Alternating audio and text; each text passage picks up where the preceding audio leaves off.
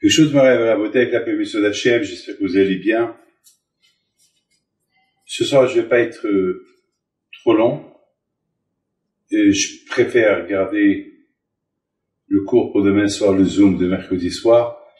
Mais aujourd'hui, j'ai remarqué que on est maintenant le 3e jour de la guerre, ou 4e jour, on ne sait pas. Malheureusement, toujours on est en guerre. Aujourd'hui, je me suis posé une question. Et cette question que je me suis posée aujourd'hui, c'est qu'est-ce qui se passe que j'ai remarqué beaucoup des gens, lorsqu'on leur a donné, aujourd'hui on a fait une distribution des talits, les gens sautaient sur le talit. Et je me rappelle que une fois, j'avais fait une distribution du talit katan. Difficilement, s'il y avait 4-5 personnes qui sont venues chercher un talit. Au départ, tout le monde est venu, ils ont pris le talit, ils ont vu le talit, ils ont vu que c'est un vêtement qu'il faut porter tout le temps, ils l'ont laissé. Au départ, ils l'ont pris, mais aujourd'hui, les gens, ils se sont vraiment disputés pour avoir un talit. Ils sont même, je parle dans une base militaire avec les soldats, il y avait même des gens ils étaient là pour prendre le talit, ils l'embrassaient.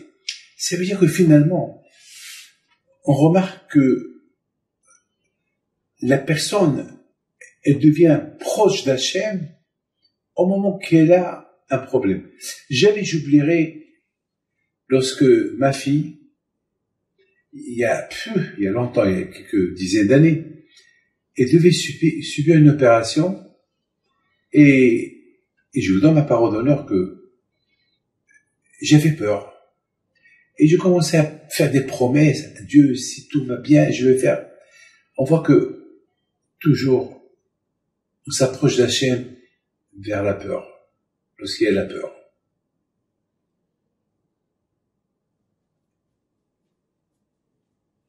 Kadosh Baruch Hu, c'est le maître du monde. Il nous a donné 3 fêtes dans l'année. On vient le visiter. Pesach, Shavuot, Sukkot, à l'époque, tout juif avait l'obligation de venir à Jérusalem, au Beth Amikdash. On venait là-bas, on se réjouit et on passait les fêtes là-bas. C'était comme du camping, parce qu'il n'y avait pas les hôtels à l'époque. Aujourd'hui, ceux qui va à Yerushalayim, aujourd'hui, celui qui va à Yerushalayim, il cherche le meilleur hôtel. Il y a des hôtels. À l'époque, il n'y avait pas des hôtels. À l'époque, il y avait des tentes. Bien, ils vont dormir dans la rue.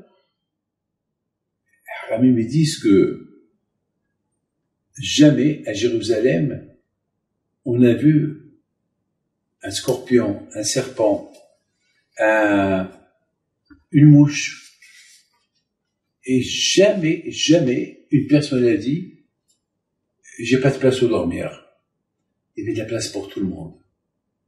Si jamais quelqu'un avait besoin vraiment de dormir, il avait où dormir. Par exemple, moi, si j'avais une maison, je pouvais inviter 20 personnes, 30 personnes, 40 personnes, 50 personnes. Il y avait de la place. Je pouvais inviter même 200 personnes. Il y avait de la place.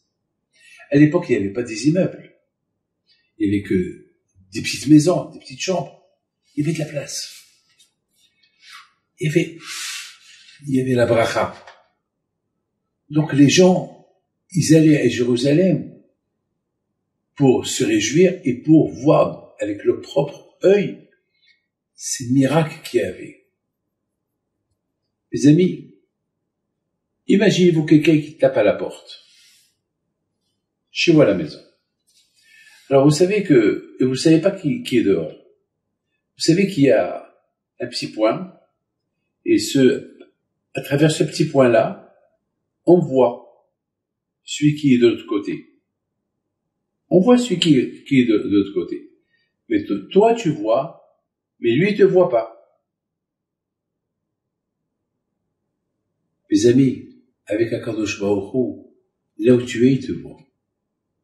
Là où tu es, il te voit. Ça n'existe pas chez lui. Toi, tu vois, lui, il te voit pas. Ou lui, il te voit pas et toi, tu le vois. Ça n'existe pas, ça. Et Yerushalayim, la Gemara dit, on va pour voir et on va pour être vu. Parce que beaucoup des fois, on va pour voir, mais on voit rien. On voit rien qu'à travers les Mouna. À travers les Mouna, on voit. Vous savez, mes amis, il y avait aujourd'hui des soldats qui chantaient, qui étaient contents. Vous avez vu quelqu'un qui chante, vous savez, des groupes de soldats qui chantent. Am Israël Haïd qui chante. C'est du jamais vu. C'est du jamais vu. Et ils savent même pas s'ils vont retourner au pas que Dieu préserve. Mais ils vont avec joie.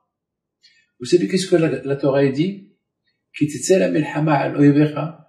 Lorsque tu sors faire la guerre contre ton ennemi, si tu es triste, la Torah te dit ne va pas. Ne va pas. Pourquoi? Parce que si tu es triste, si tu as peur, tu vas affaiblir les autres. C'est-à-dire, lorsque tu vas faire la guerre, tu vas heureux. Et mais qui est heureux? Mais là, on voyait sur leur visage. Il y a par exemple quelqu'un, il a pris son taït katan, il a dit, ben moi je vais parce que je sais que Hachem est avec moi. Voilà, il jouait avec son taït katan. Il y a un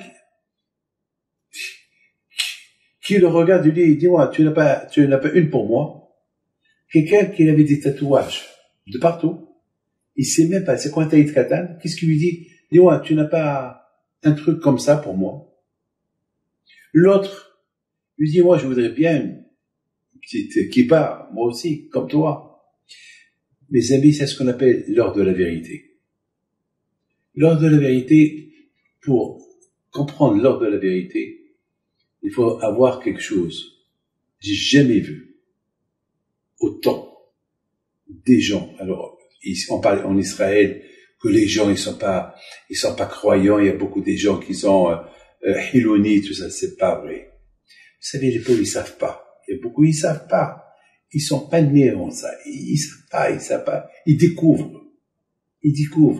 Alors lorsqu'il y a beaucoup qui étaient pas heureux d'être appelés au service militaire. Mais alors, ces gens ont vu à côté de des gens gays, heureux, c'est les encourager. La Torah dit, lorsque tu sors faire la guerre contre ton ennemi, n'aie pas peur. Et celui qui a peur, c'est parce qu'il a des fautes dans ses mains. C'est quelqu'un qui a des fautes, c'est les fautes qui font faire peur à la personne. Mais si tu n'as pas peur, comment tu n'as pas peur? Mais tu sais même pas si tu retournes pas. Et c'est ça. Lorsque tu vas avec une imuna, que la Hachem, tu vas retourner, à travers cette imuna, le bon Dieu te pardonne toutes tes fautes. Vous avez tout à l'heure, j'ai envoyé un message un peu partout. Un petit message. Parce qu'il y a beaucoup de gens qui font pas attention à ce qu'ils mangent. Beaucoup de fois, ils vont à des restaurants pas cachers. Ils disent, on mange du poisson. Mais le poisson, où il a été cuit? Des marmites pas cachères. Et les légumes, est-ce qu'ils ont été vérifiés? S'il y a des verres ou il n'y a pas de verres? Et aujourd'hui, beaucoup de gens, ils sont du matin au soir avec les informations. Qu'est-ce qui se passe? Alors, qu'est-ce qui se passe? Qui est mort? Qu'est-ce qui se passe à gauche, à droite? Tu perds ton temps. Au lieu de prendre un livre, tu fais ta prière, tu lis un petit livre. Moi aussi, je suis curieux de savoir ce qui se passe. Aujourd'hui, qu'est-ce que j'ai fait? Je suis parti à la yeshiva. Moi, j'ai étudié, moi, j'ai enregistré, moi, j'ai écrit. Parce que là-bas, lorsque je vois les livres de Torah, ça y est, ma tête, elle est dans la Torah. Mes amis, cette semaine, on commence la semaine avec Bereshit. Bereshit, c'est quoi? Au début. Ce Shabbat, on l'appelle le Black Shabbat. Le samedi noir. Ce Shabbat qui devait être un Shabbat de Simchat Torah, un Shabbat de joie. C'était un Shabbat. On se pose la question, pourquoi? Qu'est-ce qui se passe? Bon, comme j'ai dit hier et avant-hier, il n'y a pas de réponse à cette question. Mais cette chose, est-ce peut-être c'est un message? Peut-être on respecte pas assez Shabbat. Il faut savoir une chose, que, chaque chose qui arrive, c'est pour nous rappeler quelque chose. Il faut pas rester aveugle. Il faut pas rester aveugle. Il faut, un message. Il n'y a pas de prophète aujourd'hui. Il n'y a pas des prophètes qui vont venir nous dire quoi faire, quoi ne pas faire. Il va avoir, il y a eu ça à cause de ça. Il n'y a pas. Mais il y a des messages. Ça s'est passé Shabbat. Ça s'est passé Simchat Torah. Ça veut dire peut-être, on doit se renforcer dans la Torah. Ça veut dire peut-être, on doit se renforcer dans le Shabbat. Tout à l'heure, j'ai vu un rabbin. Ce rabbin-là, il a un samedi, un Shabbat. Il rencontre quelqu'un qui marche dans la rue. Bien sûr, il devait sortir de la synagogue. Il lui dit Shabbat Shalom. L'autre aussi répond Shabbat Shalom. Alors il lui dit où tu vas? Le rabbin lui pose où tu vas? Il dit je rentre chez moi à manger le repas de l'après-midi. Et le rabbin, il n'a rien dit. Mais le rabbin dans sa tête, il a dit celui-là, je ne sais pas s'il va terminer juif ou pas. Quoi, aujourd'hui, il dit le repas de l'après-midi. C'est Shabbat aujourd'hui. C'est comme par exemple à Kippour. Et admettons que Kippour, il tombe un mercredi. Et je demande à quelqu'un, le jour de Kippour, je dis, c'est quoi aujourd'hui? Il va me dire mercredi. La première réaction, il doit être, aujourd'hui c'est Kippour. Quand ta tête, elle est dans mercredi. Le Shabbat, c'est Shabbat. Le Shabbat, c'est pas un jour le repas de l'après-midi, c'est le repas de Shabbat. Tout ce qui se fait Shabbat, c'est pour le Shabbat. Mes amis, c'est des messages. C'est des messages qu'on doit retenir. C'est des messages que, ne croyez pas que, vous savez, nous on habite en Israël. Et pour nous qu'on habite en Israël, ne croyez pas que c'est facile pour nous. D'entendre aujourd'hui, on entend la sirène, il faut courir, il faut attendre 10 minutes. Il y a des règles. Les règles, il faut les respecter. Alors, il y a quelques personnes qui vont dire, allez, ça suffit, pourquoi il faut attendre 10 minutes dans le miklat, caché, dans le mamad, dans la chambre blindée, pourquoi? C'est des règles. Parce que, entre-temps, que lorsqu'on entend lorsqu'il y a aujourd'hui, il y a ce qu'on appelle aujourd'hui lorsqu'il y a des bombes qui tombent, vous savez, ils explosent, et lorsqu'ils explosent, il y a des morceaux de fer, et des fois, ça peut arriver que ce morceau de fer-là, ça peut lui prendre 5 minutes, c'est tellement, c'est tellement fort, parfois il continue à s'envoler 5 minutes, et que tu préserves, tu payes dehors, et tu reçois ce morceau de fer, peut te tuer. Il y a des règles. Il faut respecter les règles. Vous savez, mes amis, la Torah nous a donné des règles, comme par exemple Adam Arishon. Ne croyez pas que Adam, cette semaine on va lire la paracha de Adam Arishon. Adam Arishon, c'est l'homme le plus intelligent du monde. Rabbi Yehuda Ftaïa dit, on peut pas menacer un enfant de la mort. On va dire à un enfant, tu sais, si tu fais ça, tu vas mourir. Il sait pas c'est quoi la mort. Nous, on est âgés. Nous, on sait c'est quoi la mort, on sait c'est quoi la vie. On sait c'est quoi le feu. On sait c'est quoi l'argent. On sait c'est quoi, plus ou moins, on sait tout. Ce qu'un enfant ne sait pas. Alors, Yehuda Ftaïa dit, comment Adam Arishon, le bon Dieu lui dit, si tu manges de cet arbre, tu vas mourir. Comment il va mourir? Est-ce qu'il sait c'est quoi la mort? Et jamais il a vu la mort de sa vie. Le même jour il est né, il sait pas c'est quoi la mort. Mais Yehuda Ftaïa dit que Adam Arishon était tellement un homme intelligent, tellement extrêmement intelligent, qu'il savait c'est quoi la mort. Tellement intelligent, il savait c'est quoi la mort. Alors je me suis posé une question. Je me suis dit alors, Adam, si tu es tellement intelligent, et tu sais c'est quoi la mort, et tu sais que si tu manges, tu vas mourir. Ah, pourquoi tu as mangé? T'es fou. Tu joues avec ta vie. Pourquoi? Ben, la réponse, elle est-ce que nous, on ne joue pas avec la vie? Est-ce que nous, on ne joue pas avec notre vie? Pourquoi des fois, on sait, ça, il faut pas le faire, ça, il faut pas le faire, ça, il faut pas le faire. Et si on le fait, c'est dangereux. Et nous aussi, on joue avec la vie. Au moins, Adam Rishon, il a joué avec sa vie, et le bon Dieu l'a pardonné. Lui, il a joué avec sa vie.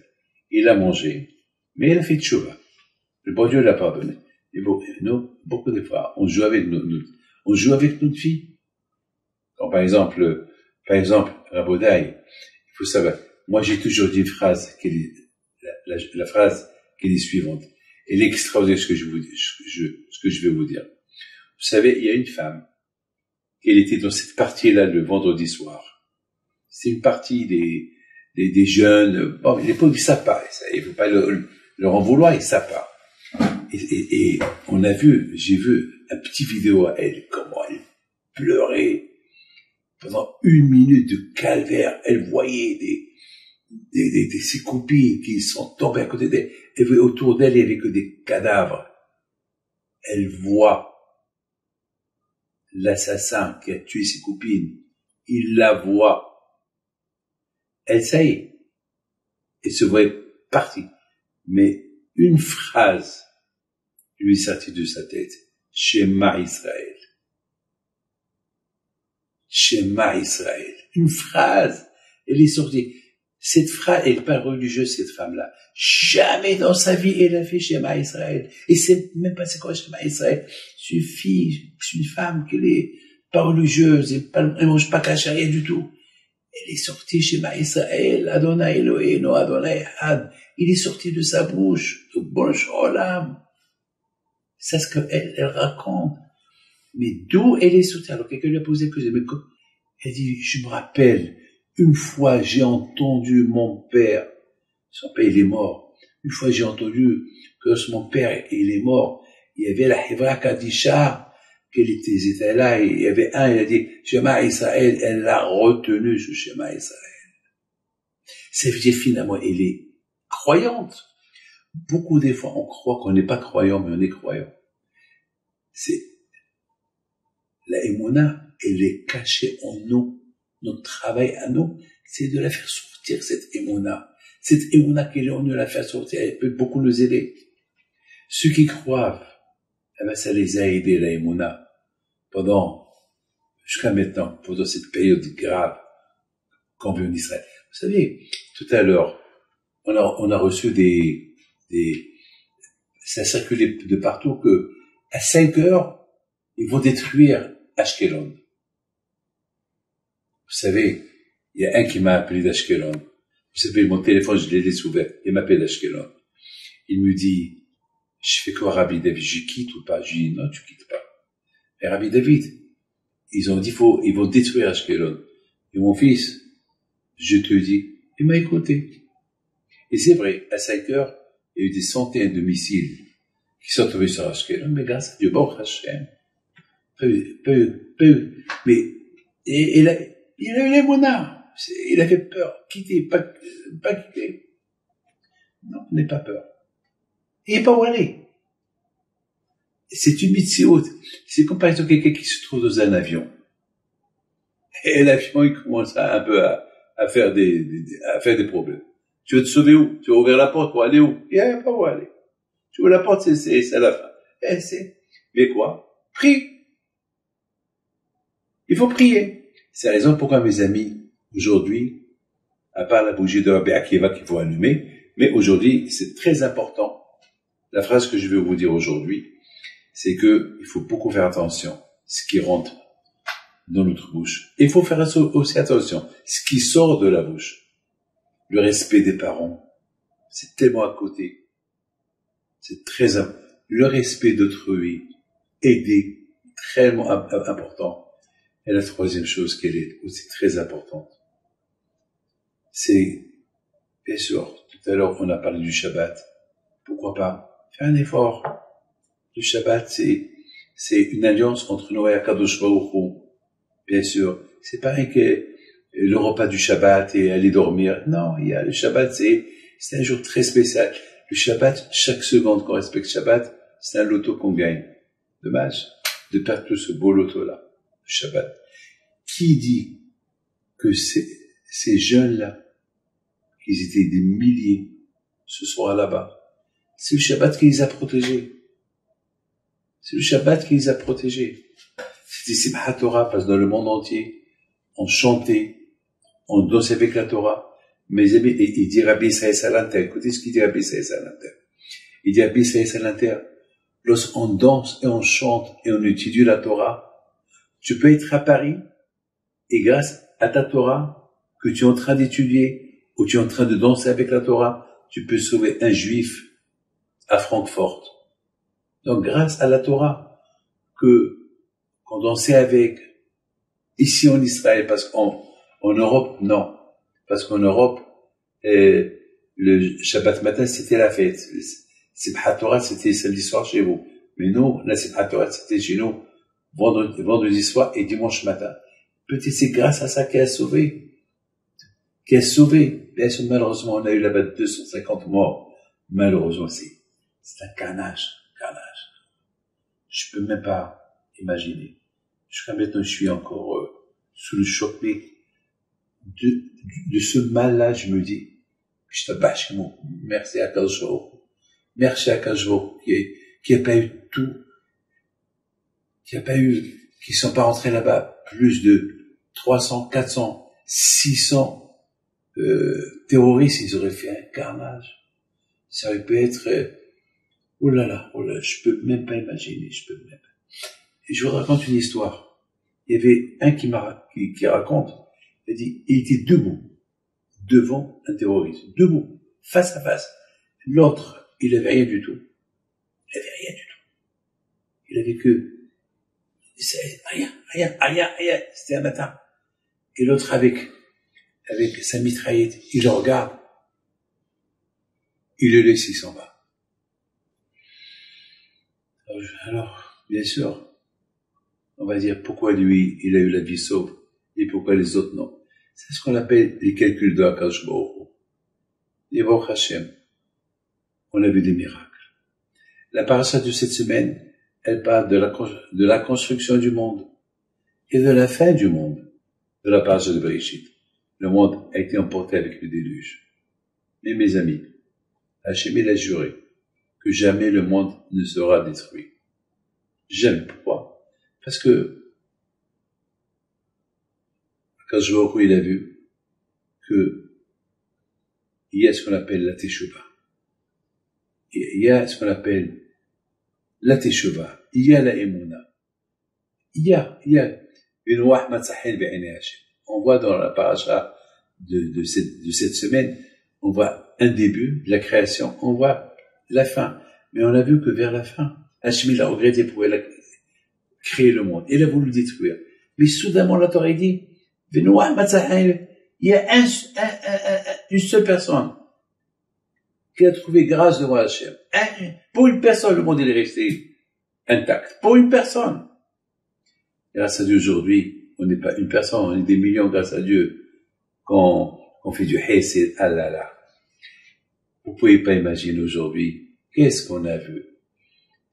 Aujourd'hui, vous voyez une queue des gens religieux, avec des gens qui sont pas religieux, en train de donner leur sang pour les malades. C'est la folie. Alors qu'il y a 2 semaines, c'était le religieux et le non-religieux, ils pouvaient pas se voir. Ils pouvaient pas se voir. Ils arrivaient pas à s'adresser à la parole. Regarde, aujourd'hui, d'un mal est sorti un bien, plus ou moins. Et aujourd'hui, vous voyez, le gouvernement qui est uni. C'est extraordinaire. Vous voyez maintenant, comment ça s'appelle, des gens qui se sauvent de Sderot, de Nitivot, de Beersheva, de la bande de Gaza, ils se sauvent. Ils se dirigent vers Hafula, vers Hanana, vers Tel Aviv. Et Baruch Hashem, ils trouvent des gens qui les invitent. Vous pouvez pas imaginer que il y a un couple qui sont pas religieux du tout. C'est de la rigolade. Alors, ils ont envoyé un message qu'ils ont de la place pour 2 personnes. Chez eux à la maison, ceux qui Et qui arrive? Un couple religieux, avec une barbe. Alors, le couple, ils se regardent. On les laisse rentrer ou pas? Les juifs, tout je reste, les juifs. C'était l'oubliette, ce qui s'est passé hier. Vite, ils l'ont invité. Et il leur a dit, écoutez, moi, je sais pas, ma maison, elle n'est pas cachée, voilà, je vous avertis. Et voilà. Faites comme vous voulez, je vous donne de l'argent, achetez ce que vous voulez, et faites comme chez vous. Si vous voulez même que nous quitte la maison, on vous la laisse, on le fait. Mais où tu vas trouver une chose pareille? Que chez nous. Mes amis, demain soir, si Dieu veut, ce sera le Zoom de mercredi soir. Et mais avant tout, on va tous prier pour les malades. On va tous prier pour ceux qui sont encore en otage. Si Dieu veut, qu'ils seront libérés. Sains et saufs. Oh là là, combien des lettres, combien des emails, combien des téléphones je reçois. Combien? Il y a des Français, il y a des Américains, il y a pas mal de gens. La liste, elle est grande. Aïe, aïe, aïe. Et tout le monde est inquiet. Les uns avec les autres. Alors, tous ensemble, chez la malade. Et ça, il y a la harim, aïe, abou, aïzé, aïzé, même Adonai. Osé, shama, ba'aris, tetena, udrera, nushreinu, lanu, yishan, shma, Israël. Adonai, shumrecha, Adonai, tzilcha, al yad yaminecha, yom amshem, shakika. Each balayla, Adonai, shumcha, mekora, yishmot, amshech, Adonai, yishmot, tzedekha, ubecha, me'atav, adola. Shfe, mi, shiverach, avotenu, Abraham, Yaakov, Moshe, Aaron, David, Shemechet, Kol, et Ahinu. Aujourd'hui, on dit, Ahinu, Bet Israël, Shema'u. Il y a un passouk qui dit, nos frères, écoutez, et Sarahel et Yaakov, on vit un moment dur, Sarah, aval, mais, du malheur qu'on vit aujourd'hui, de là-bas, Be'ezat Hashem, notre libération va sortir. Be'ezat Hashem. מי שיברך אבותינו אברהם ויעקב, משה ואהרון ושלמה יברך את כל החולים והחולות, כל עם ישראל ימלא הקדוש ברוך הוא, כל משאלות לבם טובה בבתיהם עליהם, כל גזירות קשות ועוד גזירות עליהם בזהותו ותשם עזרם, עד דבר כבוד שמו וברכה והצלחה בכל מעשיהם, ובזכות תורה קדושה, בזכות רבי עקיבא, יפועלו מלוויוז, ורבי עקיבא אתה יתמלא עליהם ברחמים, וכן הרצון ולומר אמן, קשור פרוטג' et vous donne la santé, la joie. Il y a un juif qui m'a appelé, il m'a dit que Rabbi David, c'est extraordinaire ce que vous avez dit, vous nous avez dit d'allumer les bougies de Rabbi Akiva. Il me raconte, il me dit que lui, vendredi soir, il arrivait Rabbi Akiva.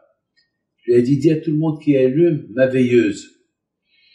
C'est un monsieur, mes amis, il n'a pas de barbe, c'est pas un rabbin, rien. Alors, il est arrivé, mais il a raconté à personne. Parce qu'il habite à pas loin de Tveria. Et Rabbi Akiva, il est enterré à Tveria. Il savait pas. Et lorsqu'il a entendu un message venant de ma part qu'il faut allumer la vie de Rabbi Akiva, il a laissé évanouir. Il m'a dit, Rabbi, je l'ai rêvé. Je dis, bon, mon fils, tu as rêvé. Moi, j'ai pas rêvé. Bon. Ça veut dire que c'est important. Les amis, que la Hachem protège, et un demain soir pour le Zoom à Mekeratson.